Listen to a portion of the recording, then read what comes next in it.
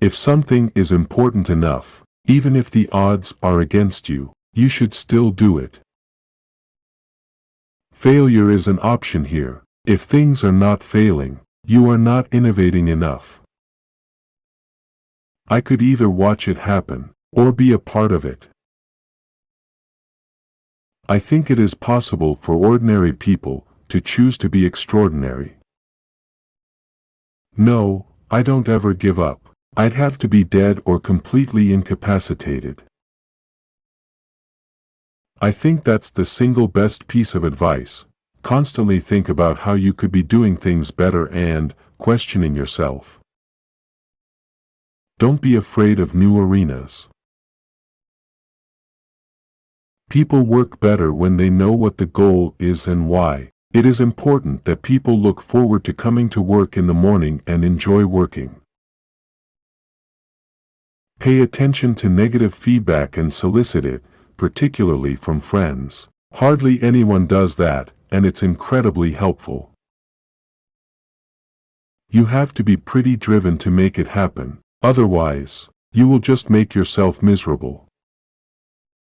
Life is too short for long-term grudges.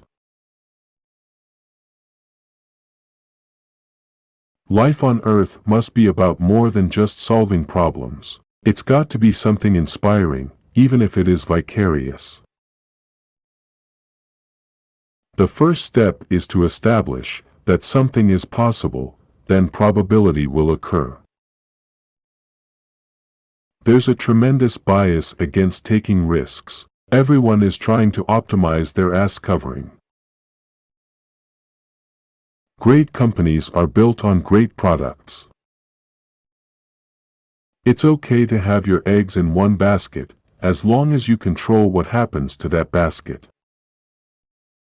For my part, I will never give up, and I mean never. Being an entrepreneur is like eating glass and staring into the abyss of death. I think it's very important to have a feedback loop, where you're constantly thinking about what you've done and how you could be doing it better. I tend to approach things from a physics framework, and physics teaches you to reason from first principles rather than by analogy. I don't create companies for the sake of creating companies, but to get things done. If you go back a few hundred years, what we take for granted today would seem like magic, being able to talk to people over long distances, to transmit images, flying, accessing vast amounts of data like an oracle. These are all things that would have been considered magic a few hundred years ago. If you're trying to create a company, it's like baking a cake. You have to have all the ingredients in the right proportion.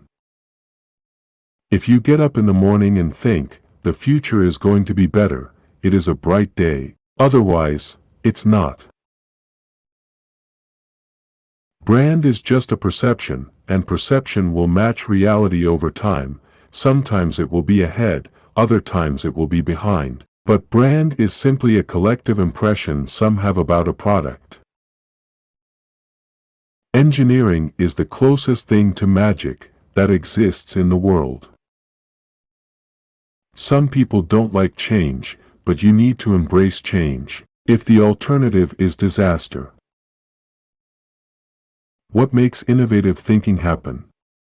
I think it's really a mindset. You have to decide. People should pursue what they're passionate about. That will make them happier than pretty much anything else. I'm interested in things that change the world or that affect the future, and wondrous, new technology where you see it, and you're like, wow, how did that even happen? How is that possible? Persistence is very important. You should not give up unless you are forced to give up. My biggest mistake is probably weighing too much on someone's talent and not someone's personality.